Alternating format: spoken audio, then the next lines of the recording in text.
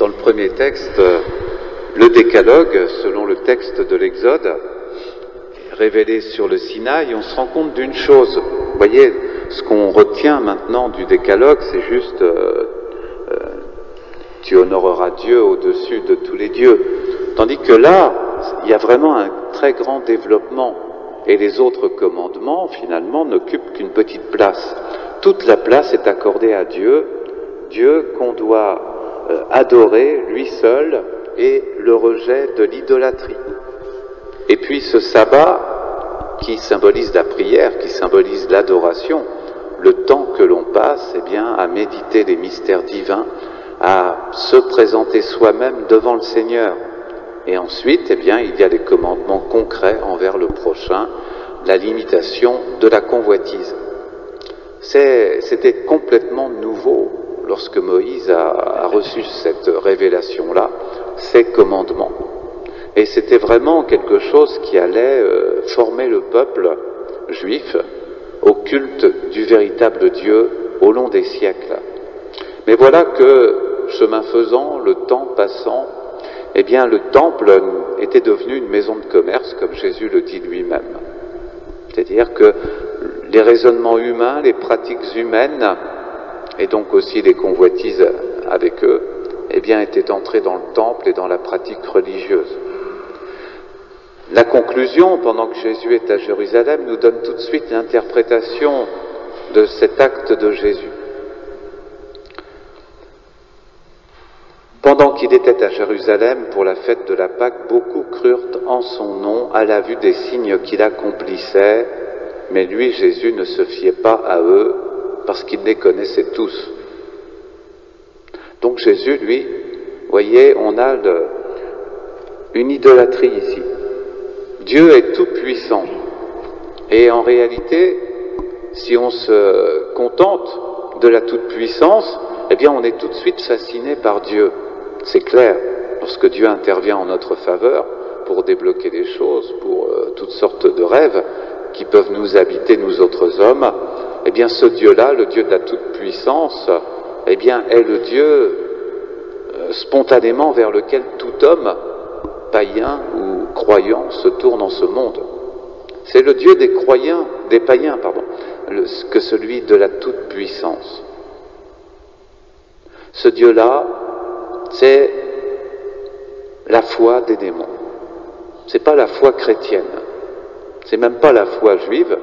C'est la foi des démons purement et simplement. Vous savez, quand Jésus expulse les démons, les possédés, enfin les démons parlent à travers les possédés en disant « Mais on sait bien qui tu es. Toi, tu es celui qui est le plus puissant de tous les croyants. Toi, tu es celui qui, d'un seul mot, peut nous chasser. Tu es le Tout-Puissant, ou en tout cas le serviteur du Tout-Puissant. Et la puissance du Très-Haut est vraiment entre tes mains. » C'est la foi des démons. Eux, ils croient en Dieu, les démons.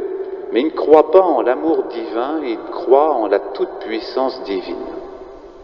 Et c'est cet avertissement grave, en même temps discret, que saint Jean nous fait au passage, à la suite de la purification du temple. L'enthousiasme des foules pour Jésus, pour sa toute-puissance, ne suffit pas pour accéder au salut. Il faut beaucoup plus que cela. Là, on est tout au début de l'évangile de Jean, et tout de suite, vous voyez, c'est dans le sillage de Cana, du miracle de Cana, l'eau changée en vin, eh bien, il y a cette purification du temple. Le temple, c'est bien sûr un bâtiment extérieur, mais ici, parce que Jésus le dit lui-même, quand il parle de la destruction de ce temple, il ne parle pas du bâtiment, il parle de son corps. Mais il parle, le temple véritable pour nous, c'est Jésus. Pas seulement son corps, son cœur, son esprit, son âme, et enfin, sa personne divine tout entière. Voilà notre temple véritable à nous, les chrétiens. Et ce temple-là est indestructible. Les hommes, il y a 2000 ans, pouvaient s'attaquer au corps du Seigneur, à sa vie biologique. Mais même cela, le Seigneur le reprendra par sa résurrection. Le vrai temple, nous dit Jésus, doit être purifié. Au désert, il nous montre tout de suite la passion. la montagne du Golgotha. Pour les Juifs du temps de l'Exode, c'était la montagne du Sinaï, qui était la grande élévation spirituelle du désert. Pour nous, c'est la montagne du Golgotha. Vous voyez, dès le début de sa prédication, on est vraiment dans les premiers moments de la prédication du Christ, dans l'évangile de Jean. Eh bien, le Seigneur nous parle de sa passion. Il en avait déjà parlé à Cana. « Que me veux-tu, femme? Mon heure n'est pas encore venue. » L'heure de la passion. Et ça, nous devons purifier toutes nos convoitises. Et là, il nous le montre par la purification du temple. Dans le temple, qu'est-ce qui n'allait pas? C'est simple, tous ces marchands. Il n'y avait aucune raison de trouver à l'intérieur du temple des animaux, et encore moins, sauf pour les conduire temporairement, vous voyez, entre la porte et l'autel, il fallait, là on pouvait voir des animaux, mais le temps de les abattre, et c'est tout, les offrir en sacrifice. Ce qui était anormal, c'était de les vendre à l'intérieur du temple, et en plus, à l'intérieur du temple, il y avait une monnaie, il y avait donc des banquiers, les grands prêtres, et ils se faisaient du beurre au passage par le taux de change. C'est complètement scandaleux, on appelle ça la simonie, vendre la grâce. Et Jésus ne supporte pas ça. Il ne supporte pas non plus une foi qui est basée sur le donnant-donnant. Alors moi je croirais en toi si tu me donnes, je sais pas, la santé, la prospérité, l'amour, que sais-je. Tout ça, c'est la foi des démons. Des tas de gens vont voir des sorciers, des voyants. Ça va mal, là, ma vie sentimentale va mal, je pourrais pas avoir un petit coup de pouce, là, voilà ma photo. Il y a des tas de gens, tous les païens font ça. Le monde est rempli de ces pratiques magiques et vraiment repoussantes. Dieu nous a dit dans le texte de l'Exode, vous n'adorerez qu'un seul Dieu, vous rejetterez toutes les pratiques magiques, toutes les pratiques idolâtriques, toutes ces idoles dans lesquelles vous mettez votre confiance et qui sont trompeuses. Et ce n'est pas le Dieu de la toute-puissance qu'il faut vénérer. Là, Jésus, il est clair là-dessus, même s'il est bien le Dieu de la toute-puissance, ça ne fait aucun doute.